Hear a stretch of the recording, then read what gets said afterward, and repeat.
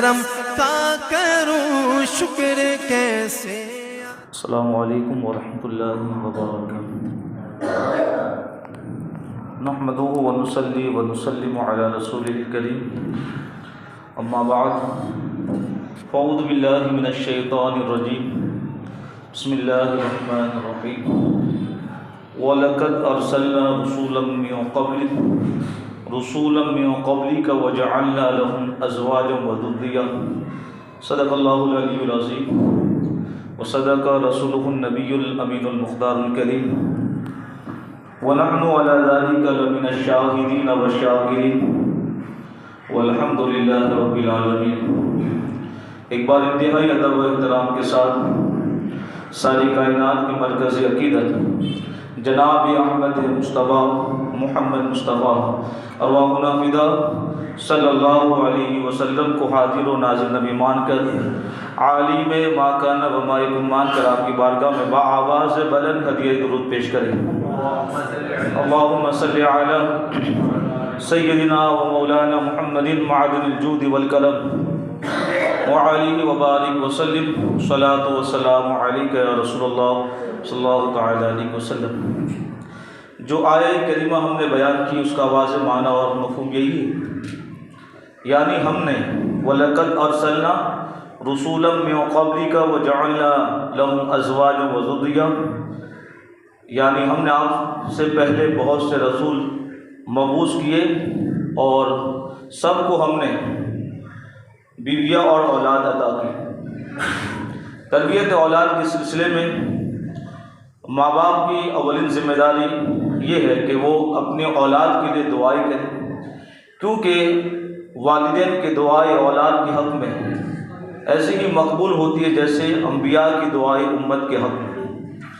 حضرت زکریا علیہ السلام نے حضرت ابراہیم علیہ السلام کی طرح اپنی اولاد کے لیے بے پناہ دعائیں کی، اور سورہ آل عمران اور سورہ مریم میں آپ کی دعاؤں کا ذکر ہے. سورہ آل عمران میں ہے ہنالک دعا زکریا ربہ قال رب هب لي من لدنك ذرية طيبة إنك سميع الدعاء. فنادته الملائكة وهو قائم يصلي في المحراب أن الله يبشرك بيحيى مصدقا بكلمة من الله وسيدا وحصورا ونبيا من الصالحين. یعنی حضرت زکریا علیہ السلام نے حضرت مریم کے پاس اپنے رب سے دعا کی، یوں دعا کی، اے میرے پروردگار مجھے اپنے کرم سے، مجھے اپنے فضل سے نیک اولاد عطا فرما. ربی ہب لی من لدنک ذریۃ طیبہ، اے میرے رب مجھے اپنے کرم سے نیک اولاد عطا فرما. انک سمیع الدعاء، بے شک تو دعاؤں کو قبول فرماتا ہے. اللہ تعالیٰ نے ان کی دعا سن لی، اور جب وہ محراب میں کھڑے ہو کر نماز ادا کر رہے تھے تو حضرت جبرائیل امین نے پکار کر کہا اللہ رب العزت آپ کو ایک ایسے فرزند کی بشارت دیتا ہے، ان اللہ یبشرک بیحییٰ، جس کا نام یحییٰ ہوگا، جو حضرت عیسیٰ مسیح کی تصدیق کرے گا، جو اپنی قوم کا سردار ہوگا، جو عورتوں سے کنارہ کش ہوگا، ان سب کے ساتھ ساتھ وہ نومولود نبی ہوگا اور خدا کے نیک اور مقبول بندوں میں ہوگا. اللہ اکبر. حضرت زکریا علیہ السلام نے صرف ذریت طیبہ یعنی نیک اولاد، ذریت طیبہ کی دعا کی تھی، نیک اولاد کی، تو رب تعالیٰ نے انہیں ایک ایسا فرزند عطا فرمایا جو بیک وقت 5 عظیم ترین صفاتوں کا حامل تھا، یعنی مصدقا بکلمۃ من اللہ، اللہ تبارک و تعالیٰ کلمے یعنی حضرت عیسیٰ مسیح کی تصدیق کرنے والا، سیدن یعنی قوم کا سردار، وحصوراً اور عورتوں سے کنارہ کش رہنے والا، ونبیًا اور نومولود نبی، ومن الصالحین اور نیک اور مقرب بندوں میں ہوگا. اس دعا کی قبولیت کی وجہ یہی ہو سکتی ہے کہ وہ ایک نبی کی دعا تھی اور ساتھ ہی ساتھ بیٹے کے حق میں باپ کی دعا تھی. اگر آج بھی والدین اپنی اولاد کے لیے نیک دعائیں کرے، کچھ عجب نہیں کہ ان کی دعاؤں کا اثر ان کی نگاہوں کے سامنے ظاہر ہو۔ لیکن آج دعاؤں سے زیادہ اثرات یعنی اسباب و وسائل پر بھروسہ ہے، تو دل سے کہاں دعا نکلے گی اور اس پر کون سے اثرات مرتب ہوں گے۔ افسوس کے ساتھ یہ کہنا پڑ رہا ہے کہ آج ہمارا ایک بہت بڑا طبقہ مقبول دعاؤں کے فیضان سے محروم ہوتا جا رہا ہے، اور اب دعا کی قبولیت کے لیے کچھ اچھے عمل بھی ضروری ہے، تو ہم عمل کے میدان میں ایسے بھی جڑو ہیں، نہ نماز کی ماں باپ کو فکر، نہ ماں کو نہ باپ کو، نہ کبھی یہ احساس کہ ہماری آنے والی نسلیں کیا کرے گی۔ ہم آئے دن نئی نئی رسم و رواجوں کے اندر اپنے آپ کو گم کر رہے، شریعت کو بھول رہے، مسجد کا احترام، اللہ کے گھر کا احترام۔ خیر، بات جب چل رہی حضرت زکریا علیہ السلام کی دعا کی، تو حضرت یحییٰ علیہ السلام کی ولادت سے پہلے حضرت زکریا علیہ السلام نے اپنے ہونے والے فرزند کے حق میں ایسی دعا کی جو دعا ہمیں اپنے حق میں، اپنی اولاد کے حق میں ضرور کرنی چاہیے۔ وہ دعا یہ تھی، وَاجْعَلْهُ رَبِّ رَضِيًّا، اے اللہ تو اس ہونے والے بچے سے راضی ہو جا۔ لیکن آج کیا حال ہے، کیونکہ شادی سے لے کر نکاح سے لے کر نکاح سے پہلے اللہ ماشاءاللہ چند چیزیں چھوڑ کر سب کے سب شریعت کے خلاف رسمیں لوگوں نے رائج کر لی، تو وہ اللہ کی خوشنودی کے کام ہم نے کہاں، جو کرنا تھا اس کو چھوڑ دیا اور جو نہیں کرنا اس کو رائج کر لیا، اور اتنا زیادہ رائج کر لیا کہ جو اللہ تعالیٰ کی طرف سے رحمت نازل ہونے والی تھی اس رحمت سے اپنے آپ کو دور کر دیا۔ اب یہ دعا کے الفاظ آپ دعا کر رہے، حضرت یحییٰ علیہ السلام پیدا نہیں ہو، پیدائش سے پہلے اپنے رب کی بارگاہ میں وَاجْعَلْهُ رَبِّ رَضِيًّا، مولا جو فرزند جو بچہ مجھے تو عطا فرمائے گا تو اس سے راضی ہو جا۔ اب یہ رضا کی بات، رضا الہی کی بات یہ کون سمجھے گا؟ یہ وہی سمجھ سکتا ہے جو اس کا متلاشی ہو، جسے فکر ہو کہ اللہ تعالیٰ مجھ سے راضی ہو جائے۔ یہاں تو فکر ہی نہیں، گناہ کرتے انسان تھکتا نہیں، پھر بھی کس امید میں ہے؟ اللہ کی رضا کیا ہے؟ سورہ توبہ میں اس کا مختصر ذکر یہ ہے، سورہ توبہ میں وَرِضْوَانٌ مِّنَ اللَّهِ أَكْبَرُ ذَلِكَ هُوَ الْفَوْزُ الْعَظِيمُ، اللہ کی معمولی سی رضا دنیا و مافیہ سے، دنیا میں جتنی چیزیں آپ کو مل جائے، 10 مکان، 20 گاڑیاں مل جائے، لیکن وہ حقیقت میں کامیابی نہیں ہے۔ کامیابی یہ ہے کہ آپ کا پروردگار آپ کے کام سے راضی ہو جائے۔ لیکن آج رضا کے لیے ہم کوئی کام کرنے تیار نہیں ہیں۔ سب لوگ اپنے اعتبار سے یہ چاہتے ہیں کہ ہمیں اپنی دنیا میں اپنے من سے جینے دو، یہ شریعت سے جو دوری کا راستہ ہم نے اپنایا ہے، اس لیے ہماری تکلیفیں ختم نہیں ہو رہی۔ تکلیف ختم کرنی ہے تو ایک ہی طریقہ یہ ہے کہ آپ پوچھیں کہ آپ جو کاروبار کرنا چاہتے، شادی کرنا چاہتے، احکام شرع معلوم کر لیں کہ ہم یہ جو رسم و رواج رائج کریں شریعت کے اعتبار سے کیا حکم ہے۔ کیا ہم بھول گئے ہم محبوب مکرم صلی اللہ تعالیٰ علیہ وسلم کو زندہ ماننے والی قوم ہیں؟ ہم اپنے عقائد سے، اپنے اعمال کے اعتبار سے تضاد کر رہے ہیں نا۔ نبی مکرم صلی اللہ علیہ وسلم ہمارے حالات سے باخبر ہے، ہمیں دیکھ رہے ہیں کہ ہم کیا کر رہے ہیں، دعویٰ ہے ان سے محبت کا اور ان کے شریعت کے خلاف ہم کام کر رہے ہیں۔ اللہ کی رضا کیا ہے؟ اللہ کی رضا یہی سب سے بڑی کامیابی کی چیز ہے۔ اللہ کی رضا جسے میسر ہو جائے ہر جگہ وہ کامیاب ہو جائے گا۔ آپ اندازہ لگا سکتے ہیں حضرت زکریا علیہ السلام نے اپنے فرزند ارجمن کے لیے کیسی عظیم دعا فرمائی، اور آپ نے ایک ہی جملے میں دونوں جہاں کی سعادت مانگ لی اور پیدائش کے دن سے ہی دنیا و آخرت کی بھلائیاں مانگ لی۔ حضرت یعقوب علیہ السلام کی دعا، حضرت زکریا علیہ السلام کی طرح حضرت یعقوب علیہ السلام نے بھی اپنی اولاد کے حق میں دعا کی۔ آپ نے اپنے نافرمان بیٹوں کو معاف کر دیا اور ان سے ان کے رب کے حضور دعائے مغفرت کا وعدہ کیا۔ ارشاد باری تعالیٰ ہے سورہ یوسف میں، قالوا یا ابانا استغفر لنا ذنوبنا انا كنا خاطئین قال سوف استغفر لكم ربی انہ هو الغفور الرحیم۔ یہ منظر اپنی نگاہوں کے سامنے رکھیے۔ حضرت یوسف علیہ السلام کے بھائیوں نے اپنے والد بزرگوار حضرت یعقوب علیہ السلام سے کہا، آپ ہمارے لیے عفو و درگزر کی دعا کریں۔ آج آپ نے دیکھا کبھی اولاد نے بہت بڑی غلطی کی ہو، ماں باپ کو ستایا ہو، دکھ دیا ہو، وہ اولاد اپنے ماں باپ کے سامنے روئی ہے، کیوں ان کے آنسو نہیں آتے ہیں؟ آپ کو دیکھ کر ان کا دل نرم کیوں نہیں ہوتا ہے؟ یہ اس نہج پر آپ آئیے، یہ طریقے پر آئیے. آج کتنا ماحول خراب ہو رہا ہے، لوگوں کے اندر یہ احساس ختم ہو گیا. آج دیکھا کبھی کہ اولاد اپنے باپ کے سامنے غلط کام کرنے پر روئی ہو کہ آپ مجھے معاف کر دیے، اللہ کی رضا کے لیے آپ ناراض ہو گئے؟ آج تو فکر نہیں، آج تو باپ ٹینشن لیتا ہے کہ میرا بچہ مجھ سے الگ الگ پھر رہا ہے. کیوں؟ اس لیے کہ آپ رات کی تنہائیوں میں اور کھلے عام شریعت کے خلاف کام کر کے عالم کی گفتگو سننا ناپسند کرتے. کہا کوئی بات نہیں، وہ بولنے والا بولے، ٹھیک ہے، ہماری ذمہ داری، ہم اپنی ذمہ داری کو اللہ کے محبوب مکرم صلی اللہ تعالی علیہ وسلم کی شریعت کے احکام آپ تک پہنچا رہے ہیں. آپ اپنے اعتبار سے سوچیں اور سمجھیں تو یقیناً ان شہزادوں نے، حضرت یعقوب علیہ السلام کے شہزادوں نے، آپ نے اپنے والد ان شہزادوں نے حضرت یعقوب علیہ السلام سے کہا آپ ہمارے لیے اللہ کی بارگاہ میں عفو و درگزر کی دعا کریں. یقیناً ہم نے آپ کے حق میں اور آپ کے دونوں فرزند حضرت یوسف اور بنیامین کے حق میں ہم نے بڑی غلطیاں کی. تو حضرت یعقوب علیہ السلام نے فرمایا میں تمہارے لیے استغفار کروں گا اور بے شک اللہ بخشنے والا اور مہربان ہے. آج یہ ہو رہا ہے؟ نہیں ہو رہا ہے. کیوں ایسا ہو؟ کیونکہ ہمارے اندر اپنے دین کی محبت نہیں ہے.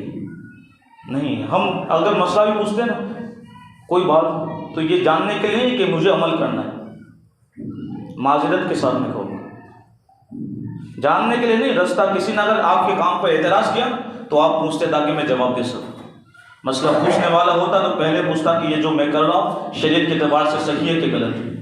جب کسی نے آپ کو کہا یا کسی کو آپ کو ذلیل کرنا ہوا، کسی کو نیچا گرانا ہوا تو پھر وہاں شریعت کا مسئلہ بنا. شریعت کیا کہتی ہے؟ یہی حال ہوگا. قرآن کریم میں انبیاء کرام کے علاوہ صلحہ امت کی دعاؤں کا بھی ذکر فرمایا. اولاد کی صحیح تربیت کے سلسلے میں اللہ رب العزت کے حضور ان کی گریہ وزاری کو بڑے واضح انداز میں بیان فرمایا گیا. سورہ آل عمران میں حضرت عیسیٰ علیہ السلام کی والدہ حضرت مریم رضی اللہ تعالی عنہا کی ولادت کی کچھ واقعات کا ذکر ہے اس طور پر. اذ قالت امرأة عمران ربی انی نذرت لک ما فی بطنی محررا فتقبل منی انک انت السمیع العلیم. اس واقعے کو یاد کرو، یعنی اس وقت کو یاد کرو جب عمران کی بیوی مریم نے کہا مولا جو کچھ نذر مانی، کیا مانی؟ نذر مانی کہ جو میرے شکم میں ہے وہ تیری بندگی کے لیے وقف ہے. انی نذرت لک ما فی بطنی محررا، وہ آزاد ہے، وہ وقف ہے. فتقبل منی، مولا میری اس نذر کو تو اپنے لیے قبول فرما، اپنی بارگاہ میں قبول فرما. انک انت السمیع العلیم، تو ہی دعا سننے والا اور تو ہی جاننے والا. یہ پہلے سے سوچئے حضرت مریم رضی اللہ تعالی عنہا کی ولادت نہیں ہوئی لیکن ان کی والدہ یعنی حضرت عمران کی بیوی جوزہ اپنے رب کی بارگاہ میں دعا کر رہی ہے مولا میرے پیٹ میں اگر بچہ ہے تو میں اس بچے کو تیرے رضا کے لیے مسجد بیت المقدس کی خدمت کے لیے وقف کر دوں گی. یہ پہلے سے ارادہ بنا لیا. اور آج کیا ارادہ بن رہا ہے؟ شادی سے لے کر شادی بعد اور آج کے جوان ہمارے سامنے ہیں، مسجدوں سے دور ہو گئے. کیا حال ہے؟ کیا آپ کو اللہ کی مدد کی بالکل حاجت نہیں؟ آج ملک کے حالات دیکھ کر بھی آپ کو احساس نہیں ہو رہا؟ کچھ تو سوچیں کہ شریعت کے خلاف کتنے آپ کام کرو گے. اور یہ نئے نسل کے جو بچے ہیں ان کے ذہن میں کیا آئے گا؟ وہ تو دیکھے گا میرا باپ یہ کر رہا ہے، میری ماں یہ کر رہی ہے. تھوڑا تو احساس کریں. قرآن گھر میں صرف رکھنے کے لیے نہیں ہے، جمعہ کا دن کاروبار کے لیے لوگ فکر کے اندر ہے، سب چیزیں ختم کرنے کی فکر میں لوگ. یہ ہماری اپنی عادتوں کی بنیاد پر. حضرت مریم رضی اللہ تعالیٰ عنہ کی ولادت سے پہلے ان کی والدہ کی بات انی نذرت لک ما فی بطنی محررا فتقبل منی انک انت السمیع العلیم. اور بات وہ نہیں فلما وضعتها، جب انہوں نے بچی جنی قالت ربی انی وضعتها انثی، تو التجا کی اللہ کی بارگاہ مولا میں نے تو بچی جنی. دعا کیا کی تھی معلوم ہے؟ بچے کی. تو واللہ اعلم بما وضعت، اللہ تعالیٰ جانتا ہے جو انہوں نے جنا ہے. وَلَيْسَ الذَّكَرُ كَالْأُنثَىٰ، اور بچہ بچی کی طرح نہیں، بچہ بچی کی طرح نہیں ہو سکتا۔ وَإِنِّي سَمَّيْتُهَا مَرْيَمَ، اور حضرت عمران کی زوجہ فرماتی میں نے اس کا نام یعنی اس بچی کا نام مریم رکھا۔ کیوں رکھا معلوم ہے؟ چونکہ ان مریم کا معنی ہی مطلب ہی ہوتا ہے عبادت گزار، چونکہ آپ کی نیت تھی کہ میرا بچہ جو پیدا ہونے میرے پیٹ سے پیدا ہونے والا ہے وہ اللہ کی بندگی کے لیے وقف ہے، لیکن نیت تھی، اس نیت میں چینجنگ نہیں کی تھی۔ پھر اللہ نے ایک نظام بنایا، اس پر کبھی ہم گفتگو، لیکن ابھی صرف دعاؤں پہ اور ماں باپ کی تربیت پر گفتگو چلے، ورنہ عقائد پر گفتگو ہم نے ایک جگہ مختصر کی تھی اس پر۔ یہاں بات صرف اتنی کیا کہ یہ جذبہ ہمارے اندر سے کیوں ختم ہو گیا آج؟ میں یہ کیوں نہیں چاہتا ہوں یا میری یہ قوم کے لوگ کہ میں بھی اپنے رب کی رضا کے لیے ایک خود اپنے اعتبار سے نماز کا پابند بنوں اور اپنے ساتھ ایک انسان کو بھی نماز کا پابند بناؤں، میں خود بھی جھوٹ سے بچوں اور اپنے ساتھی کو بھی جھوٹ سے بچاؤں، میں خود بھی سودی کاروبار سے بچوں یا اپنے ساتھیوں کو بھی سودی کاروبار سے بچاؤں۔ یہ سودی کاروبار کا معاملہ یہ دن بدن بڑھتا جا رہا ہے۔ یہ کیوں ہو رہا ہے؟ لوگ بس یہ سوچتے ہیں کہ ایک رات میں امیر ہو جائے، ایک رات میں لکھ پتی بن جائے گے، لیکن بھیتر فقیر اور محتاج کی زندگی سے دو چار ہو جاؤ گے، چونکہ حرام کے مال میں برکت نہیں ہے، وہ آئے گا اگر کروڑوں کی شکل میں تو سیکنڈوں میں ختم بھی ہو جائے گا۔ یہ اللہ تبارک و تعالیٰ کی بارگاہ میں جھکنے کا وقت ہے، گر گرائیے اللہ کی بارگاہ میں۔ آج ہماری زبانوں سے یہ دعائیں اپنی اولاد کے لیے کیوں نہیں نکل رہی ہے؟ اب انہوں نے جب یہ التجا کی اور اس کے بعد جب پیدا ہوئی بچی اور کہا وَإِنِّي سَمَّيْتُهَا مَرْيَمَ وَإِنِّي أُعِيذُهَا بِكَ وَذُرِّيَّتَهَا مِنَ الشَّيْطَانِ الرَّجِيمِ او كما قال، اور کہا کہ میں نے اپنی بچی کو اور اس کی ذریت کو مولا شیطان رجیم کی پناہ سے، شیطان کی شر سے تیری پناہ میں دیا، تو میری اس بچی کو اور اس کی نسلوں کو محفوظ فرما۔ تو ان کی دعا کی برکت کیا ہوئی معلوم ہے نا؟ پوری بستی کے لوگ مخالف تھے، پورے لوگوں نے الزام لگا دیا کہ جناب مریم رضی اللہ تعالیٰ عنہ ان کی شادی نہیں ہوئی، بچہ کیسے ہوا؟ جب بستی میں جانے والی تھی تو رب کا حکم ہوا تم یہ کہنا، اب ہماری شریعت میں ختم ہے کہ میں نے آج روزہ رکھا ہے، یعنی بولنے کا روزہ ہے، یعنی میں بولوں گی نہیں، خاموش رہوں گی، نہ بولنے کا روزہ۔ یہ شریعت پچھلی شریعتوں میں یہ بھی تھا۔ تو اب اشارہ کیا تو قوم نے کہا یہ بچے سے ہم باتیں کرے، لیکن اللہ جسے عزت عطا فرمائے تو اس بچے نے بچپن میں دودھ پینے کی عمر میں پوری قوم سے لوگوں سے خطاب بھی کیا اور اپنی نبوت کا اعلان بھی فرمایا۔ یہ انعام ملتا کب ہے؟ جب ماں باپ اپنے رب کے حضور سچی نیت کے ساتھ گریہ جاری کرے، تڑپے، جس طرح ایک بچہ ماں کے ہاتھوں سے چھین لیا جاتا ہے اور اسے تکلیف دی جاتی ہے تو اسے احساس ہوتا ہے۔ تو آج ہماری اولاد ہماری نظروں کے سامنے شریعت مصطفی کے مطابق چل نہیں رہی ہے، نہ نماز کی انہیں فکر، نہ انہیں احکام شرع کی فکر۔ آج کسی کے دل کا پانی نہیں ہلتا ہے، نہیں ہل رہا ہے۔ یہ شادی کی رسم سجائی گئی، احمدی کی رسم، یہ کہاں سے آپ نکال رہے ہیں؟ کچھ تو احساس کرے، رحم کرے اپنی امت پر، اپنے بھائیوں پر۔ آنے والے لوگ کیا سمجھیں گے؟ آج تم نے، آپ معلوم ہے میں 7 سال سے کہہ رہا ہوں، منگنی ہے، بات چیت کرنے کی پرمیشن شریعت مصطفیٰ نے نہیں دی ہے، یہ حرام ہے، آج بھی حرام ہے، لیکن ہماری نسل اگر اسے حلال سمجھ لے گی نا تو وہ کافر ہو جائے گی۔ یہ چینج کرے آپ، لیکن ہم اسے رسم، اب تو موبائل نہیں دیے جاتے پہلے سے لڑکی والوں کو، کہاں بات صرف فری ہے، گمانا فری ہو گئے، کئی دن سے بولتا تھا، لیکن اب تو رسم بن گئی۔ اب رسم کے اندر اگر انہوں نے اس حرام اور ناجائز کام کو حلال سمجھ لیا تو علماء کرام سے، مفتیان کرام سے مسئلہ پوچھ لیا کیا حکم لگے گا اس پر؟ شادی سے پہلے وہ مسلمان اگر نہیں رہا کیا کرے گے آپ؟ اور یہ رسم جو دن بدن بڑھا رہے، دن بدن بڑھا رہے، اور دن کے کام میں کام پیسے نہیں ہیں، نہیں پیسے نکلے گے، اچھے کاموں میں نہیں نکلے گے۔ کیوں یہ ہو رہا ہے؟ اس لیے کہ ہماری اپنی جو ذمہ داری ہے نا، اس اپنی ذمہ داری سے ہم بھاگ نہیں رہے، ہم دین کی ذمہ داری سے بھاگ رہے۔ ورنہ ایک بات میں نے کل عشاء میں کہی تھی، اور میں تو اللہ کے دین کا اتنا خادم بول رہا ہوں کھلا، کسی کو برا لگے معاف کرے، کیا کروں میں؟ اگر ہمارے یہاں اگر کسی بڑے انسان کے یہاں بڑی مہمانی کا آرڈر آ گیا نا، وہ کہے گا 6 بجے سے پہلے دیگی ہلے گی نہیں، تیری مہمانی میں منع نہیں کرتا ہوں۔ لیکن پہلے سے میں نے آرڈر لے لیا ہے، کیا کروں؟